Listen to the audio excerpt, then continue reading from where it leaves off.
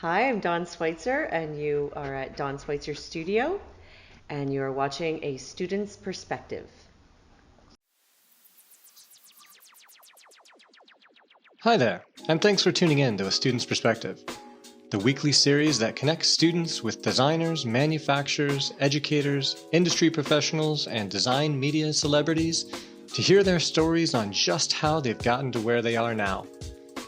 Through our conversations, we connect the past, present, and future of design to show just how much we can learn from each other to grow towards our fullest potential without prescribed limitations.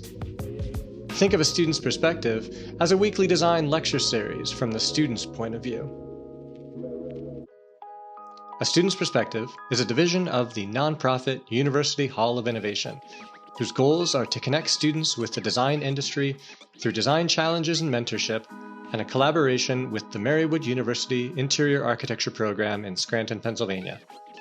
All interviews can be found in their video format at www.astudentsperspective.tv.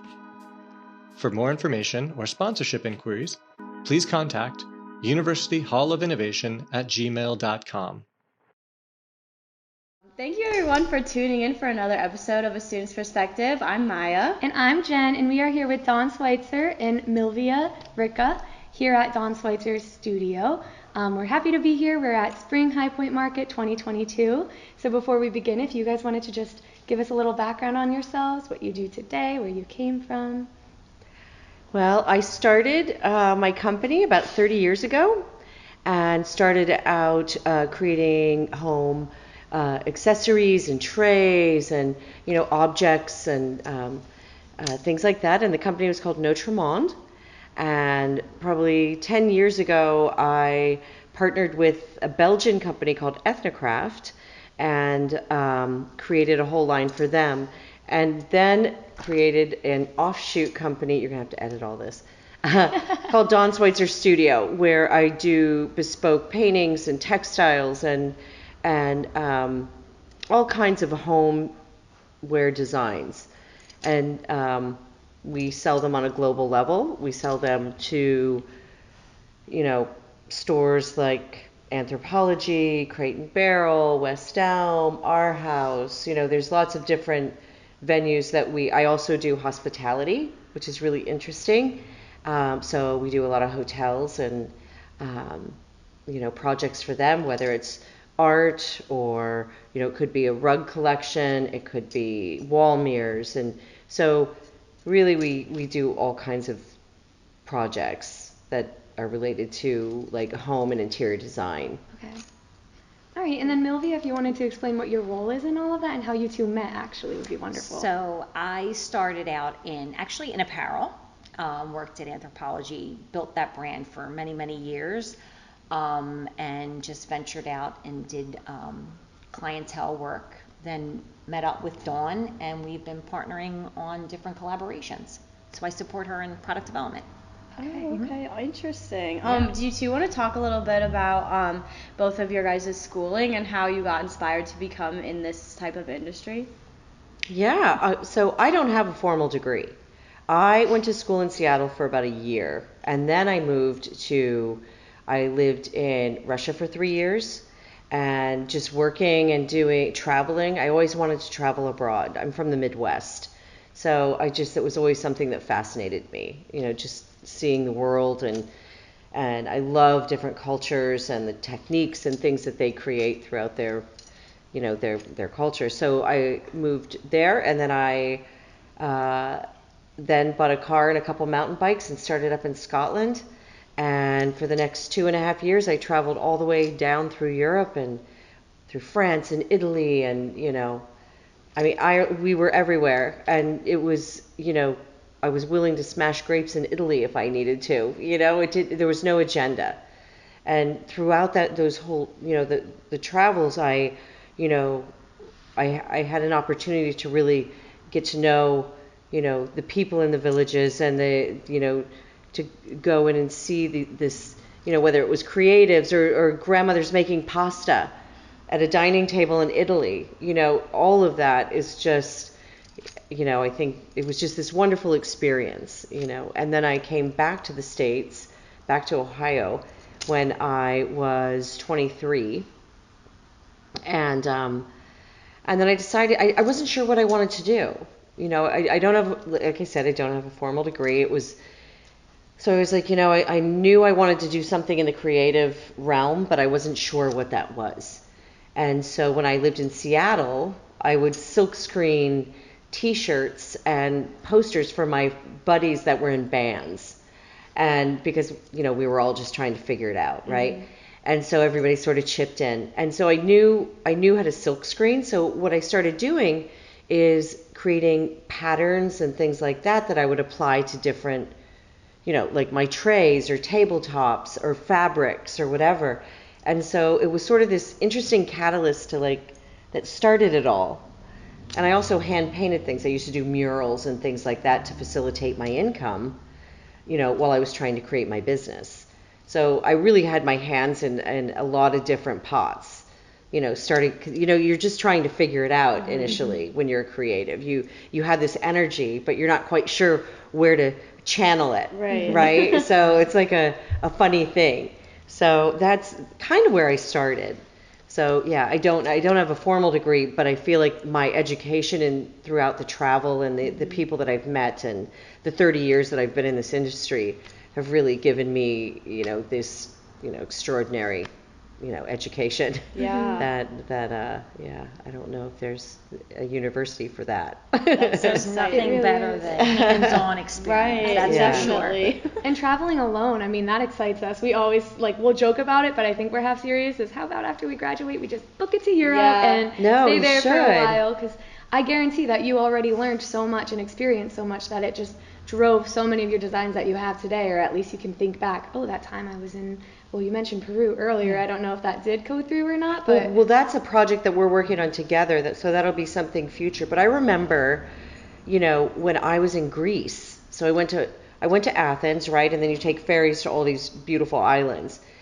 And so I went to the Patmos, and I remember when we got off the ferry, we were riding our bikes around, and they're all small islands, and we just had a picnic, and we went to this beautiful field, and in the distance, I saw this I'm getting goosebumps because it's like, but there was this, he almost looked like, you know, Van Gogh or something, like this farmer, and he had an easel set up under this tree, and he was just painting. Wow.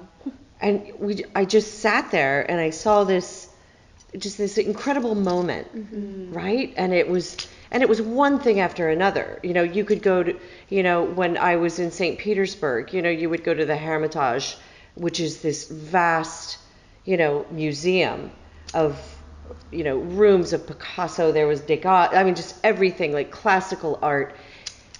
And it was just overwhelming because you think that you know something until you're really in the presence of these masterpieces and this greatness. And it's, you know, if you're really open to art and being creative and taking everything in and your senses are open, it's like this overwhelming gift. Well, for me anyway.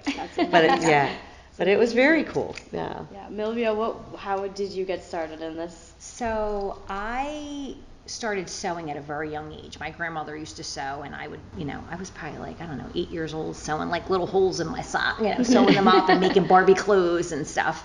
And in high school, they don't really have that anymore. Home ec, we had home ec, and I was sewing, and my teacher at the time was like, you know, you can do this as a career. And I was like, oh. And I was obsessed with fashion magazines and all of that. And I had like every single Vogue, W magazine. And I thought all those schools are in Europe. I'm never going to get there. And my teacher was like, oh no, you could go to like Parsons or FIT, or then there was Philadelphia Textiles at the time, Drexel. And I started looking into this. And I loved to sketch and draw. And she's like, really can draw, you can really sew, like I think you should try this. And I was like, okay.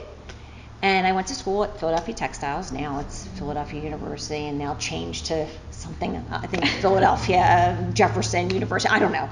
But went to school for fashion, and lo and behold, I actually got a career in fashion. And I graduated with a lot of students that, you know, they fall to the wayside and find other careers and stuff, but I was able to pursue my dream and landed a job at Anthropologie in the very, very opening stages. Like there was like 7 stores. There was like not a customer. Wow. So that's where I gained the love of travel and experienced all these amazing cultures like Dawn did.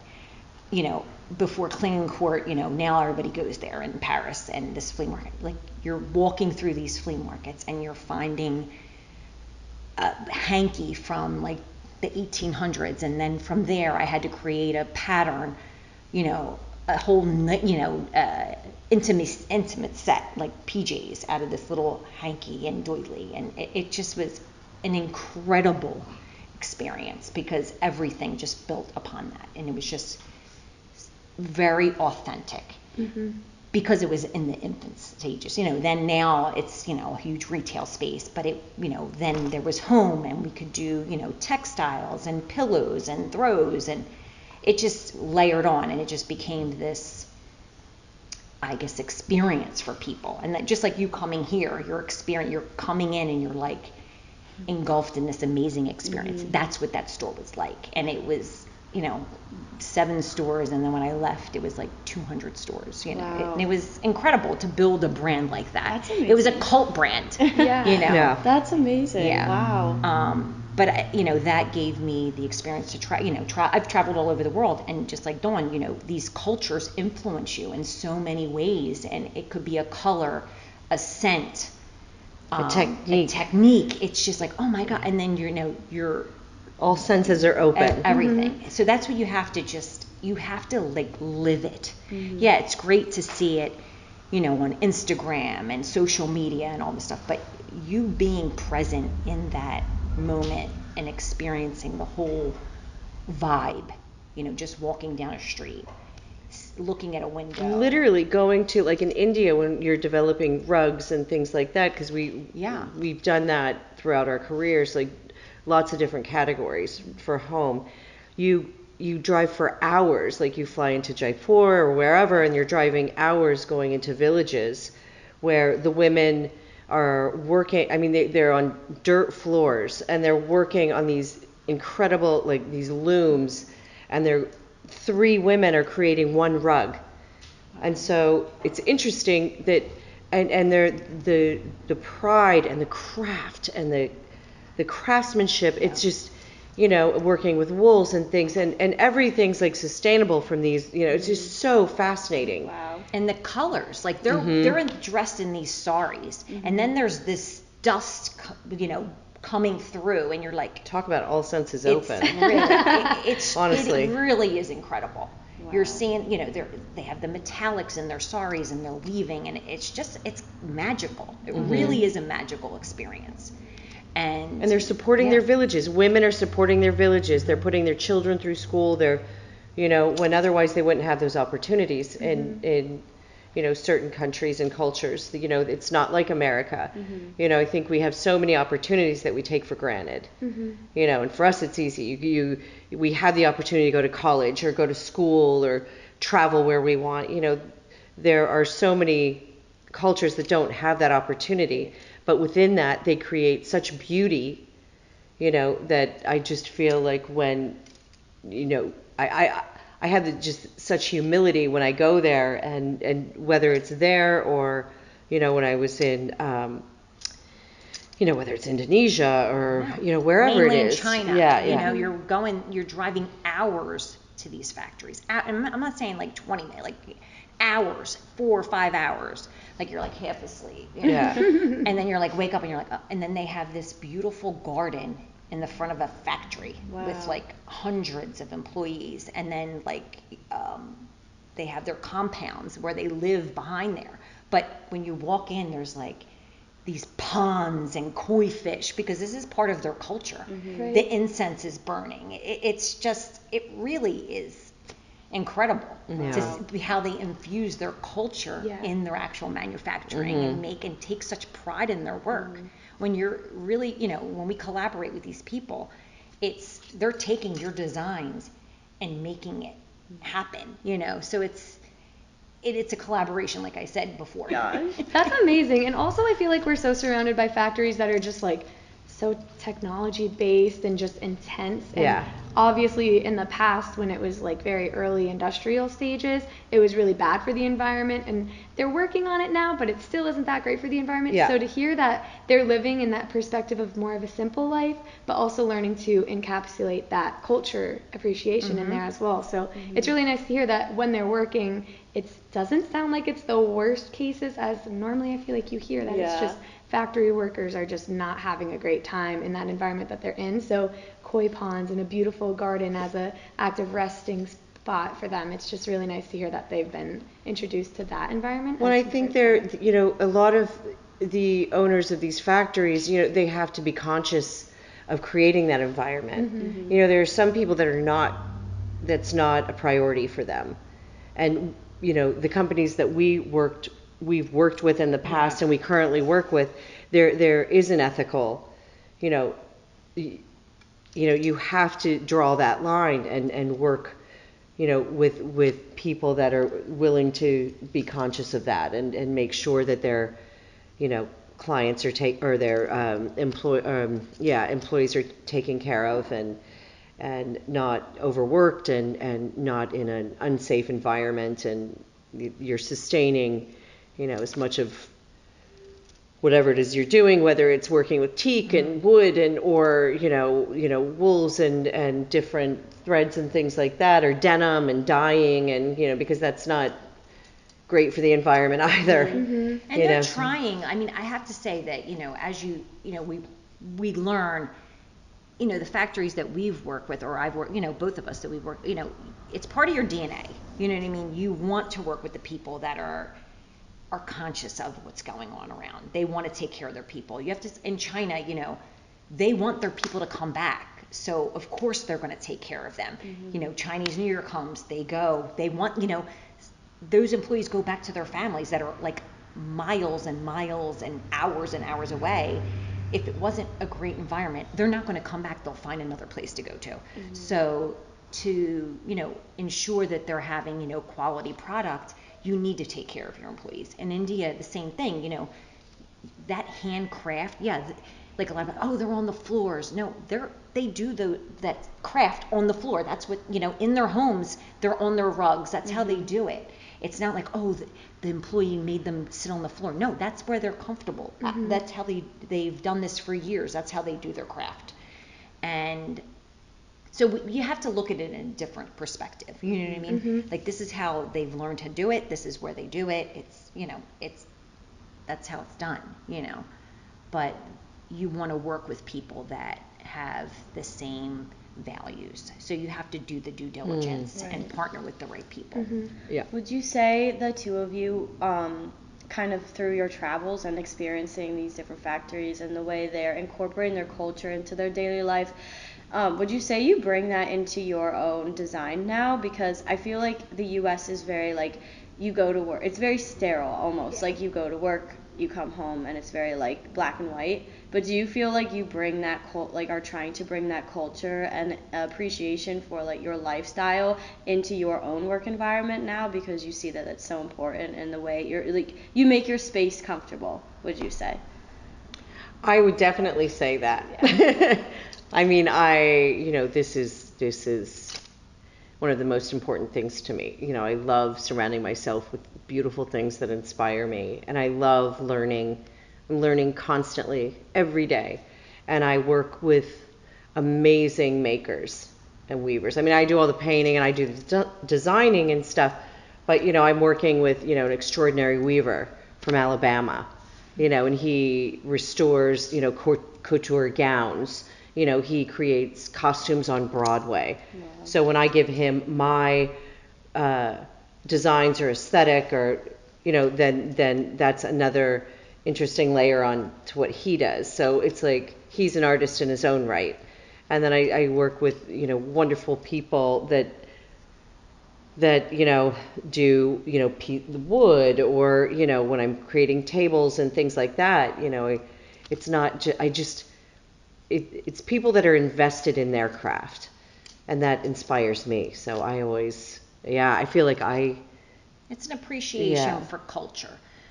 you know, my background, I come from, my mother's Cuban and my dad's Italian, so we have a lot of culture in my family. So there's things that have been passed down from generation to generation. Like my mother, you know, came over from Cuba, and I'm like first generation here. So we have a lot of traditions. So I feel like I'm the type of person, and I think Dawn is the same way, like we have this appreciation for culture naturally. So when you go to another country, I don't expect them to like, oh, we're American and they're just gonna, you know, lay out the red carpet and they have to be accustomed to what we want. No. We're going to get into their culture and become accustomed to what, like I want to live and breathe what you're doing. What are you eating? I want to eat that. Yeah. You know what I mean? Yeah. Definitely. And that's how I think we've been, you know, we've grown our careers and built these relationships with the factory. No, you don't need to take us to a fancy dinner. No, we're going to, oh, what are they making in the back? Oh, we eat with our fingers? Okay, we do that. Yeah, that's how what you do. And it's amazing and it's delicious. It's home cooked. And, you know, so it's being open-minded. Yeah, there may be some funky things that you're like, oh, okay. And there are. And I'm going to just pass that fish eyeball dish right now.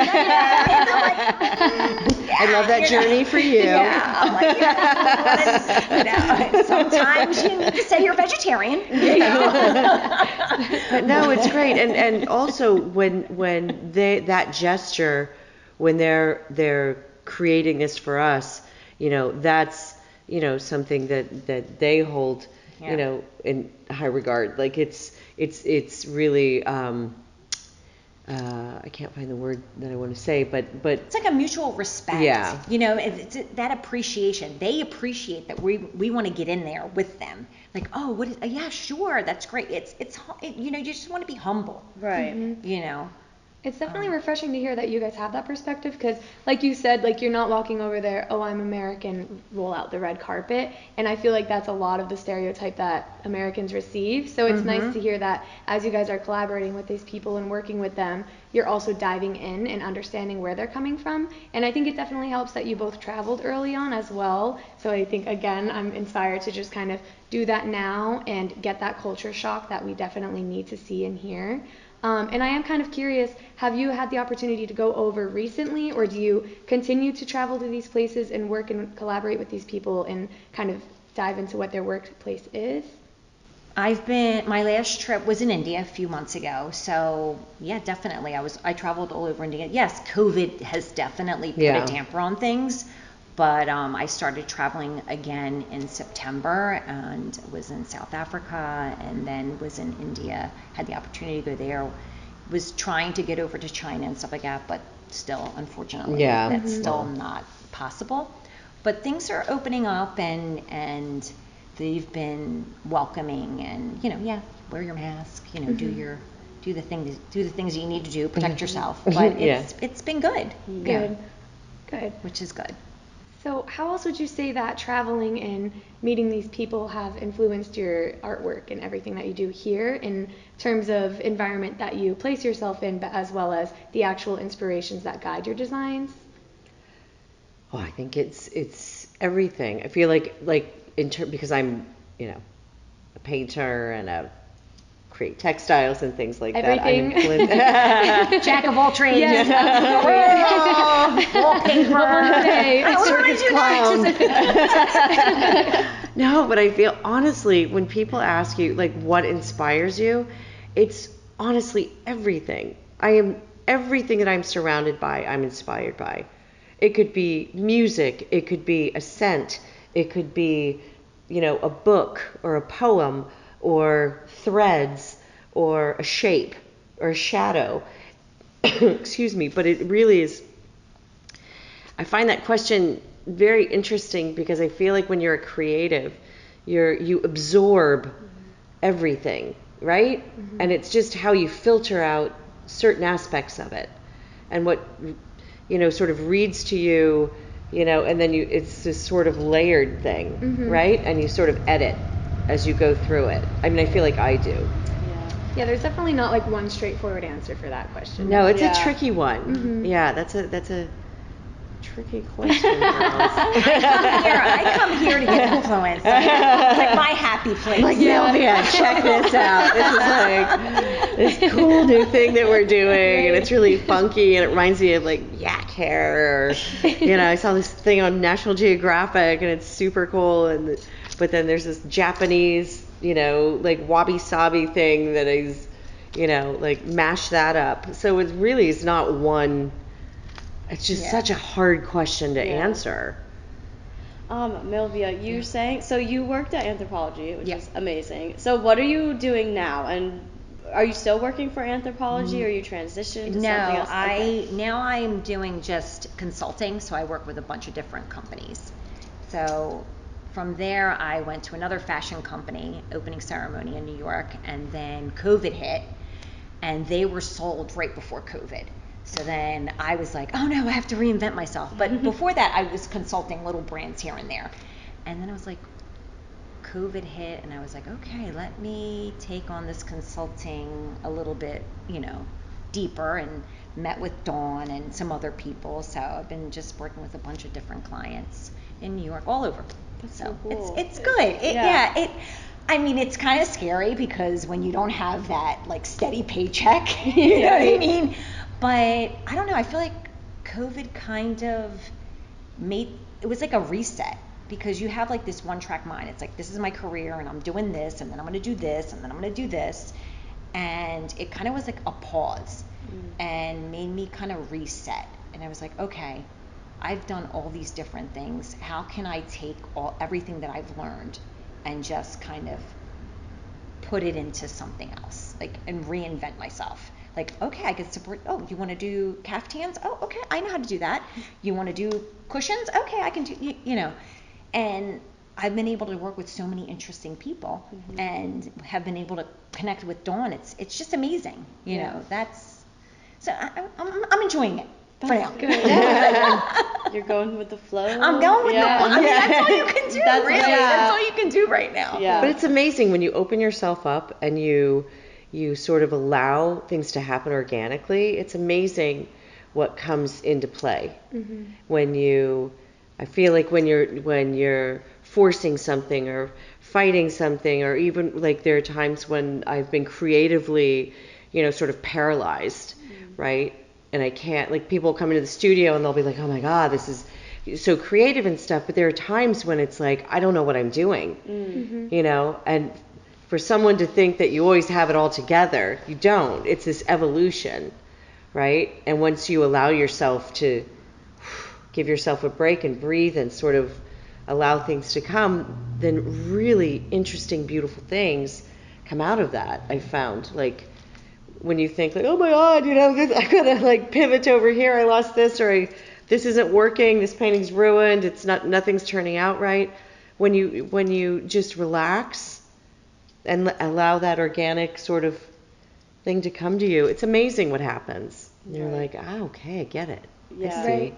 Yeah. We were talking to Stacy Garcia earlier today, and like one of what you're saying reminds me of how she was like, you need to just enjoy the journey. Yeah. And they say go with the flow and not like avoid being in a rush all the time, and like really rethink your lifestyle, and like you said, have that reset moment, like check back in with yourself. Yeah. I think that's really important for like a lot of us as students, and then like hearing you as professionals both saying, yeah, sometimes we don't know what's going on, and like I'm okay with that.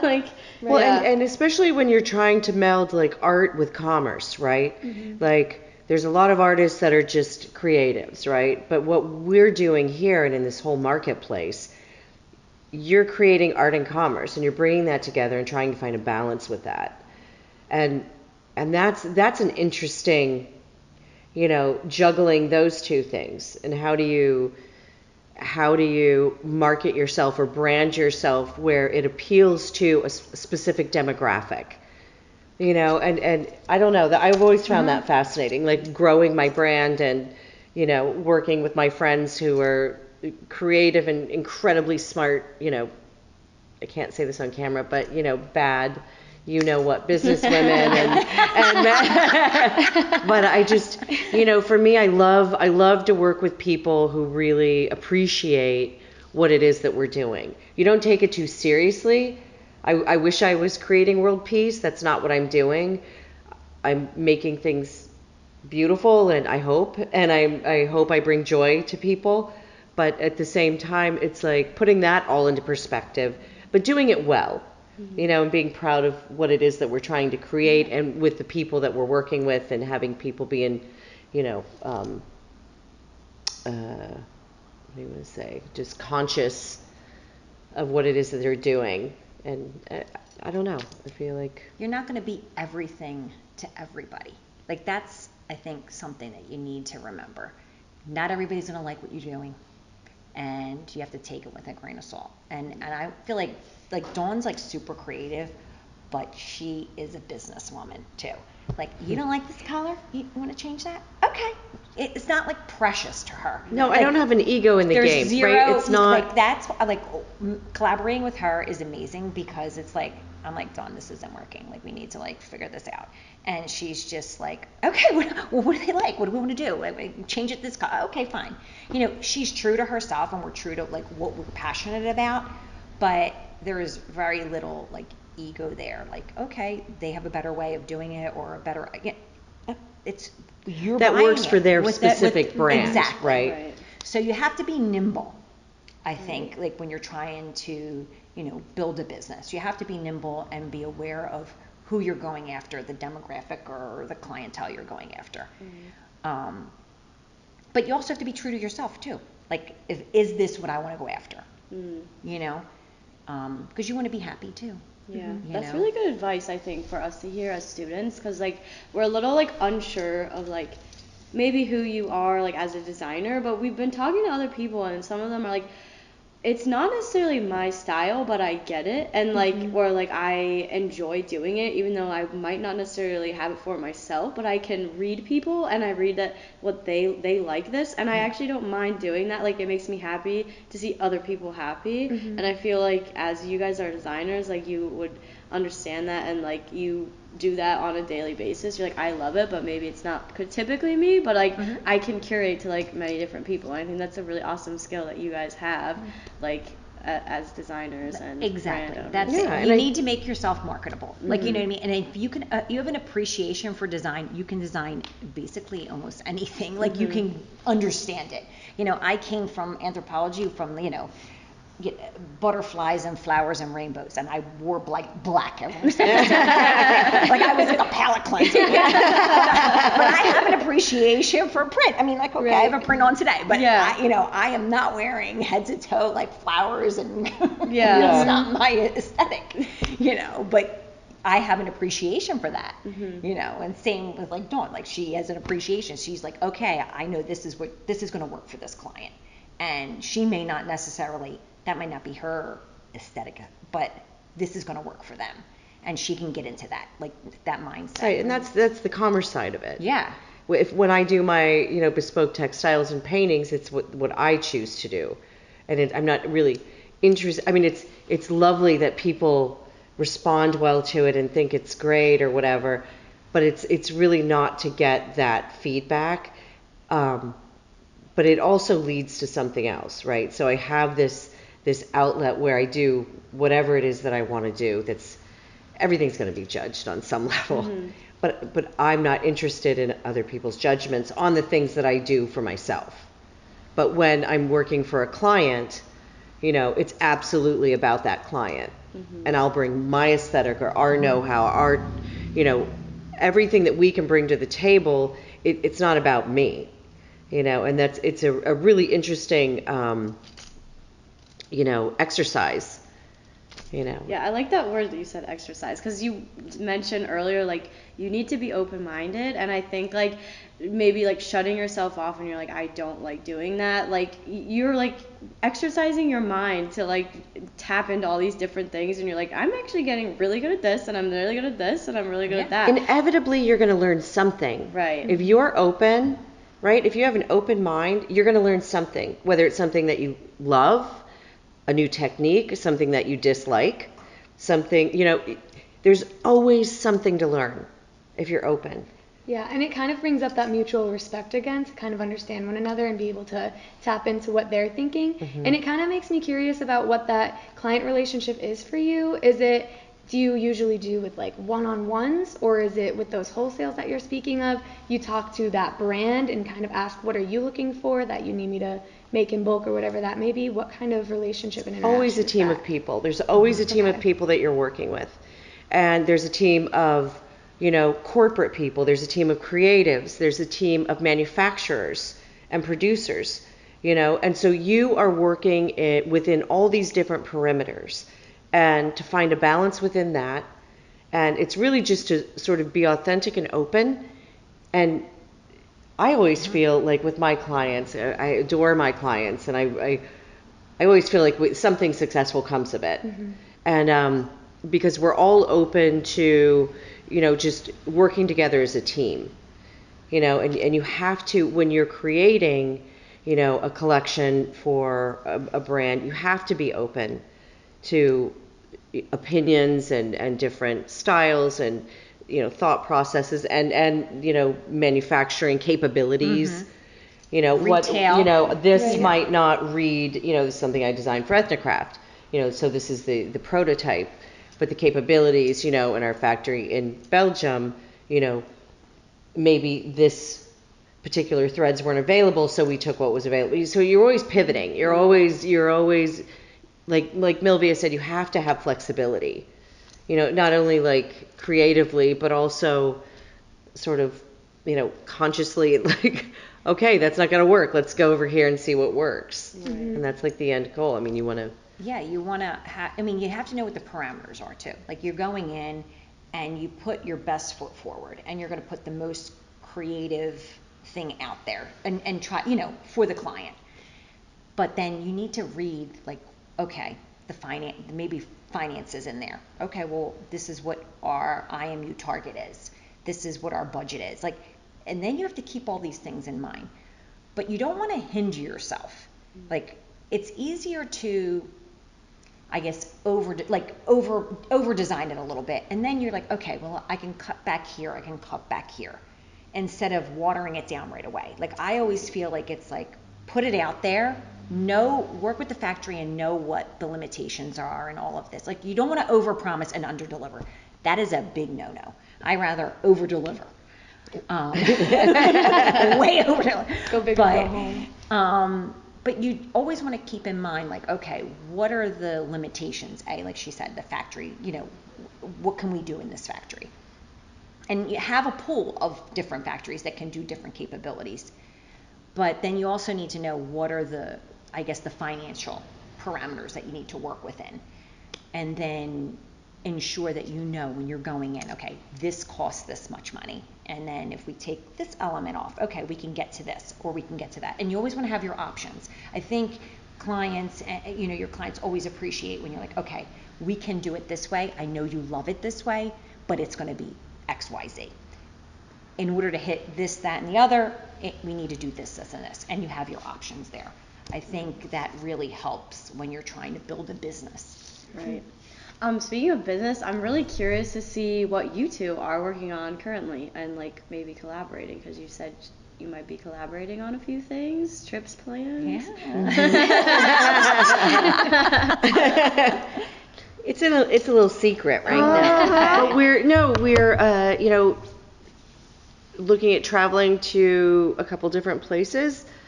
Peru is one of them. I've never been, and I'm absolutely fascinated by that beautiful country. Yeah. And so, you've been. There's so many artisans. There's like, and the other beautiful thing is that, there's no duty on most products coming into the U.S. and the travel is a little bit less than bringing things over from China to the U.S. But there's a lot of artisans and craft and amazing things coming out there. So we're hoping that we can do something. Yeah, so we're really looking to, work with villages and support, the local cultures. Yeah, and just work intimately with them. And it doesn't need to be like, oh, we're gonna roll up, thousands of things. It's really developing some beautiful, collections with some extraordinary people. I mean, that's what I'm looking for. I mean, that's what we like to do. I mean, that's what I like I'm not to do. reinventing the wheel here. I just want to create something beautiful with another extraordinary culture and be able to have the opportunity to tap into other resources. And if we can help a culture or help a community along the way, that's like the goal. It's like to give back. You know what I mean? You love what you do and you're creating this beautiful product, but you also want to, I don't know, I think you always be conscious of your footprint and what it is that you're doing, and just be aware, right? Like, the last thing I want to go through life being is a wrecking ball. I really, for me, I feel like, and I feel like you feel that when you come into the studio and stuff, like it's a thoughtful process. It's not that I'm calm all the time, because that that wouldn't be the truth. But I get excited sometimes. I'm at an 80, need to be at a 12. But when you're in the space, you can see the process, right? You can see from where it starts, from a drawing, from whatever. And like when you go into these villages and you see these people, you see where the threads come from. They're hand spun, they're hand dyed, they're hand woven. And it's the grandmother to the mother to the, it's these generations that are creating these beautiful, products and textiles. And that's what I want to do. I want to, I don't want to rule the world. I want it just to be a more beautiful place and a more kind place. Yeah. And it's really nice to hear the two of you talk about that, because I think you're naturally already being true to yourself, and that's been repeated a few times here. And we went to a seminar last market, and Sabrina Soto said, someone asked a question, how do you start branding yourself? Like, what should the goal and objective be of that? And she answered very honestly, just you need to be true to yourself and not care about what the brand ends up being. You have to just stay true to who you are. And I think you guys are really doing it without even trying maybe, but the brand that you're creating is very authentic and transparent with anybody who is interested, and it's obviously been a successful thing, so it is really nice to see that we can do that. We can stick true to our guts and then just keep pushing for that. So having a world be the more beautiful place is just as good as it being a better place, I think. So that's really nice to hear that perspective from you. Good. I think it's achievable on every level, right? That's really nice. Yeah. Also, like, you talked about, like, your footprint on the world, and do you, like, do a lot of sustainability work just, like, in your brand? Like, you want it to be, like, natural materials for the most part? I think that's inherent in Dawn's creations. And 100%. That's the things that we do here. Yes, it's part of the DNA. That's awesome. Alpaca, natural yarns. That's just part of linen. Pardon me. The dyeing process. Everything's done here in the studio. Yeah, that's everything. Amazing. I think that's so important, and it's great for us to see that it's like very achievable, and like you get to like enjoy the process even more because you're doing it right here in the studio. Yeah. Yeah. And then finding the right partners, like if you're working with custom mills and factories in Europe. They're already, using non-toxic dyes, like because of their government, they can't. Like in Portugal, they have to recycle water. They're The same in Indonesia. You have to. There are perimeters that they work with. It's like this ethical. You have to. At least that's the people we work with. I mean, I don't know. So it definitely is important. And I don't know. I feel like myself as a consumer and Dawn as we purchase things that we want to have forever or be able to hand down. And I think a lot of Dawn's products and her designs they're for a lifetime. They can be treasures that are passed down, and that's how like when I worked at Anthropologie years ago, like a lot of the older products they were like our treasures, like that. They were handed down, and they were small, like boutique, companies. Not mass market. It was very thoughtful. So when, I always felt like when I went into Anthropologie, it was like with the intention to like find that treasure. And I still have, whether it's clothing or an object, or I still have those The items sweater today. that you had on yesterday. I know. I was like, that's an I had a Anthropologie jacket. sweater. I bought it 20 years ago. I go, That's I know that. amazing. I worked on that. This is his brand. Yeah. That's so cool. Oh, that was so funny. I'm like, So I know true. that one. That is so cool. That really is. Also, I feel like us being just like young 20s, Anthropologie, I walk in there and I'm just like, I'm dreaming of being able to buy things there. Yeah. And we've been speaking a lot about the sustainability aspect of things. So again, I feel like you guys are managing to get through every avenue of your business while staying true to yourself, being happy while you're doing it, and you're also being like good for the environment as well. So all in all, I think you guys like wrap up all the ties that are really important when designing. So it's, again, this space is beautiful, and I wish everyone could see and experience this space, because you, again, like, you've created a really nice place. Thank you. I'm excited that you two have been able to collaborate with one another, and I'm excited to see the secretive. Yeah, so next year. All right. So next season we'll have a little display. Okay. We'll it'll be secrets revealed. Yeah. Ta-da! That's awesome. It really is. Yes, I just love you both of your guys' concepts of this environment you create, and how like fashion and like affects your interior design trends, and you're like really like working for people but also loving what you're doing. It's just so inspiring to be here and to talk to both of you about your journeys and how you got here, and how your journeys are like really just continuing, and you're gonna go to so many different places. So it's really fun to talk to you guys. Yeah. Well, we just appreciate you and are so inspired by the beginning of your journey and to see you're where going. We're going to interview you next season.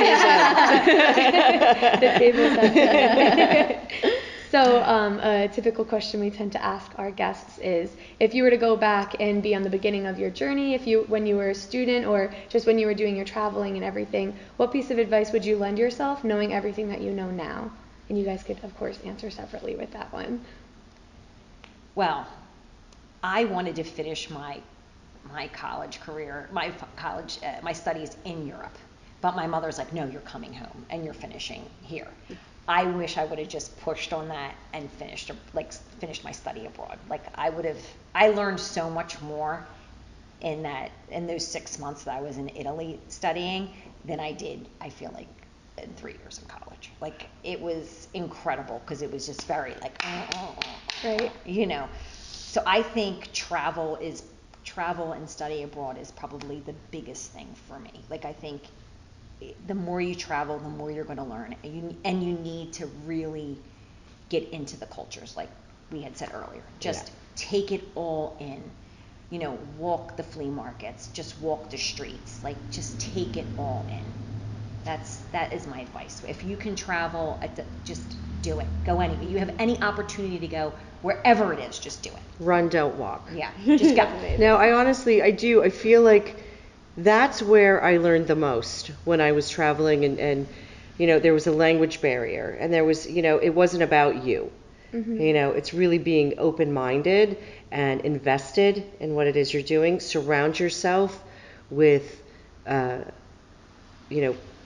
positivity and positive people that nurture and support, whether it's the travel or whether it's it's food or regardless of what it is. It's like surround yourself with it in an environment that supports what it is that you're doing. Because I wasn't seeking out artwork. I mean, if I were at a museum or something, but I was just seeking out an experience.